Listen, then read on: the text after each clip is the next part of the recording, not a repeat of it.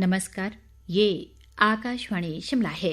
अब आप प्रभा शर्मा से प्रादेशिक समाचार सुनिए। भारतीय जनता पार्टी की राष्ट्रीय कार्यकारिणी की बैठक आज हैदराबाद में हो रही है। प्रधानमंत्री नरेंद्र मोदी 2 दिवसीय इस बैठक के सभी सत्रों में भाग लेंगे। बैठक में भाजपा के राष्ट्रीय अध्यक्ष जगत प्रकाश नड्डा, केंद्रीय मंत्री अमित शाह, राजनाथ सिंह और नितिन गडकरी सहित भाजपा शासित राज्यों के मुख्यमंत्री भी भाग ले रहे हैं। इस बीच भाजपा के प्रदेश अध्यक्ष सुरेश कश्यप, मुख्यमंत्री जयराम ठाकुर, प्रदेश प्रभारी अविनाश राय खन्ना, सह प्रभारी संजय टंडन और प्रदेश संगठन महामंत्री पवन राणा ने आज हैदराबाद में शुरू हुई 2 दिवसीय भाजपा राष्ट्रीय कार्यकारिणी की बैठक में भाग लिया। सुरेश कश्यप ने बताया कि हाल ही में हुए 4 राज्यों के विधानसभा चुनावों सहित कुछ निकाय चुनावों और लोकसभा व विधानसभा उपचुनाव में भाजपा को भारी जीत मिली है। सुरेश कश्यप ने कहा कि बूथ को मजबूत करने के लिए बूथ अध्यक्ष व बूथ कार्यकर्ता से संपर्क करना बहुत जरूरी है। उन्होंने कहा कि राष्ट्रीय कार्यकारिणी की बैठक प्रदेश में इस वर्ष होने वाले विधानसभा चुनाव में भाजपा की जीत सुनिश्चित करेगी। राज्यपाल राजेंद्र विश्वनाथ आर्लेकर ने विद्यार्थियों से पुस्तकें पढ़ने और शब्दों की भावना को समझने का आह्वान किया है। वे आज शिमला में 10वां परागपुर विकास परिषद द्वारा आयोजित विद्यार्थियों के साथ संवाद कार्यक्रम की अध्यक्षता कर रहे थे। राज्यपाल ने कहा कि वे मोबाइल फोन और टेलीविजन के खिलाफ नहीं हैं, लेकिन किताबें पढ़ना भी बेहद आवश्यक है। उन्होंने बच्चों के समक्ष अपनी भावनाओं को व्यक्त करते हुए कहा कि उन्हें बच्चों का साथ पसंद है, इसलिए वे इस तरह के कार्यक्रमों में अपनी सहभागिता सुनिश्चित करते हैं।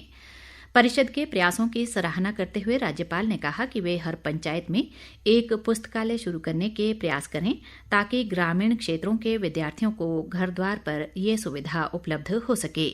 इस कार्यक्रम में भाग लेने के लिए 10वां परागपुर क्षेत्र के विभिन्न गांवों के करीब 188 विद्यार्थी और अध्यापक शैक्षणिक भ्रमण पर शिमला आए हैं। जल शक्ति मंत्री महेंद्र सिंह ठाकुर ने कहा है कि राज्य सरकार ने जन कल्याण को सर्वोच्च प्राथमिकता देते हुए कई महत्वाकांक्षी योजनाएं शुरू की हैं, जिनका समाज के हर वर्ग को लाभ मिल रहा है। वे आज धर्मपुर विधानसभा क्षेत्र के दयोल, कनोही, घरवासड़ा और कून सहित करीब 18 गांवों में जनसमस्याएं सुनने के बाद लोगों को संबोधित कर रहे थे। महेंद्र सिंह ठाकुर ने कहा कि मुख्यमंत्री जयराम ठाकुर के कुशल नेतृत्व में कोरोना महामारी जैसे कठिन दौर में भी प्रदेश में विकास की गति को रुकने नहीं दिया गया।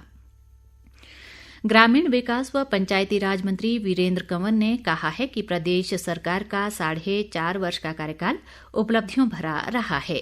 कुटलैहड़ विधानसभा क्षेत्र की चताड़ा पंचायत के विभिन्न वार्डों में संपर्क से समर्थन यात्रा के तहत जन समस्याएं सुनने के बाद जनसमूह को संबोधित करते हुए उन्होंने ये बात कही। वीरेंद्र कंवर ने कहा कि वर्तमान सरकार 20,000 से अधिक बेसहारा गौवंश को आश्रय देने के अलावा गौशालाओं में चारा उपलब्ध करवाने के लिए 700 रुपये प्रतिमाह की सहायता राशि दे रही है।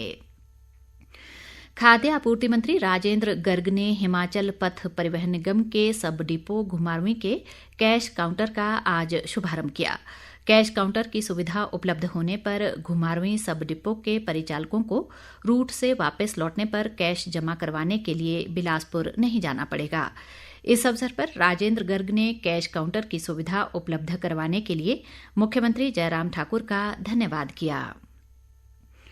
राज्य के विभिन्न भागों में कल आयोजित होने वाली पुलिस भर्ती परीक्षा में शामिल होने वाले परीक्षार्थियों को पथ परिवहन निगम की साधारण बसों में निःशुल्क बस यात्रा की सुविधा मिलेगी।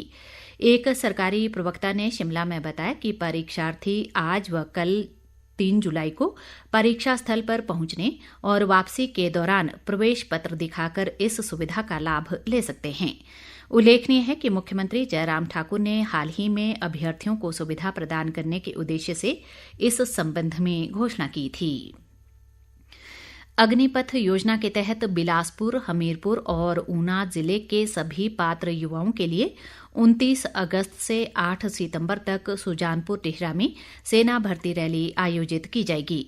इस दौरान अग्निवीर सामान्य ड्यूटी, अग्निवीर तकनीकी, अग्निवीर क्लर्क व स्टोर कीपर, तकनीकी और अग्निवीर ट्रेड्समैन की भर्ती की जाएगी।